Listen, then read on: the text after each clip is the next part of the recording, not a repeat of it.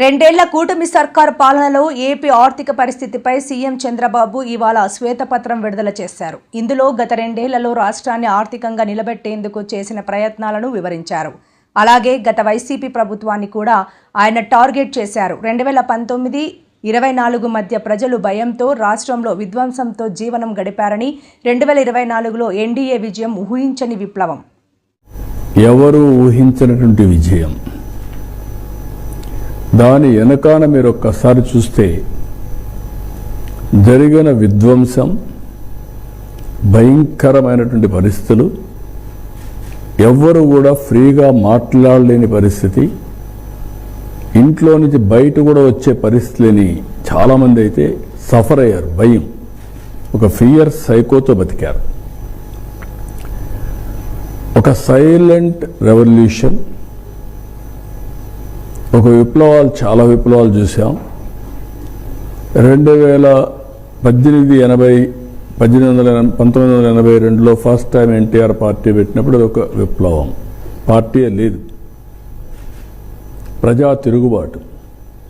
అక్కడి నుంచే మేము గెలిచింది అప్పట్లోనే 202 సీట్లు, 200 గెలిచాం. 94 మళ్ళీ ప్రభుత్వం మీద వ్యతిరేకత, తీవ్రమైన వ్యతిరేకత, మామూలు వ్యతిరేకత కాదు.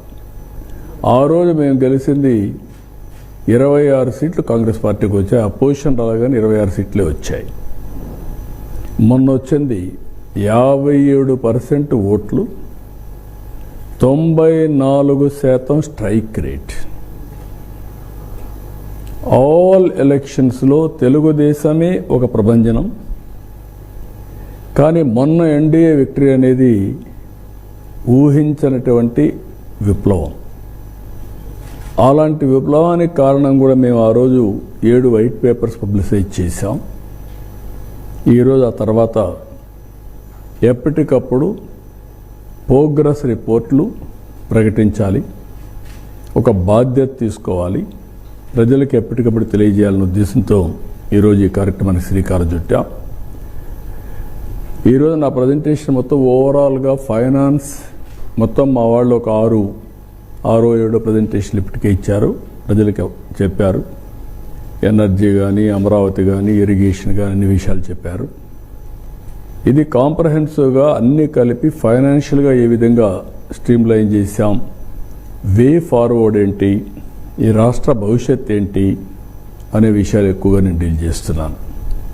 నిన్నే మీరు చూశారు, ఒక ప్రభుత్వం పనిచేస్తే ప్రజలు ఎంత భాగస్వాములు అవుతారు, ఏ విధంగా సపోర్ట్ చేస్తారు. దానికి భోగాపురం ఎయిర్పోర్ట్ ఇనాగరేషన్ ఒక best example.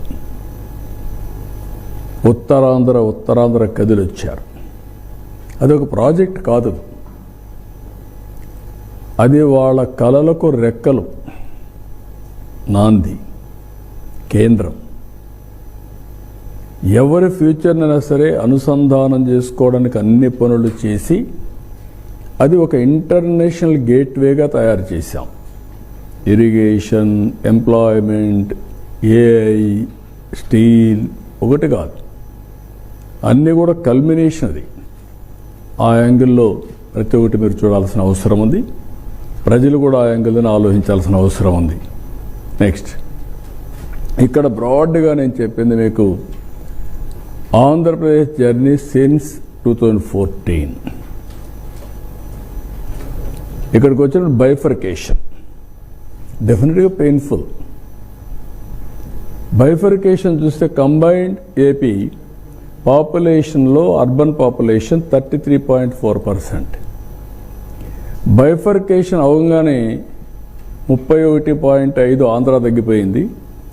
Telangana urban population 41.5% పెరిగింది. అంటే అర్బనైజేషన్ ఎక్కువ ఉంది, రూరల్ తక్కువ ఉంది. ఇక్కడికి వచ్చినప్పుడు ఇక్కడ change in structure of the economy టోటల్గా చేంజ్ అయిపోయి ప్రిడామినెంట్గా అగ్రేరియన్, వ్యవసాయ ఆధారం అయిపోయింది. 58% పాపులేషన్, 48% రిసోర్స్ వచ్చాయి. This is the biggest challenge.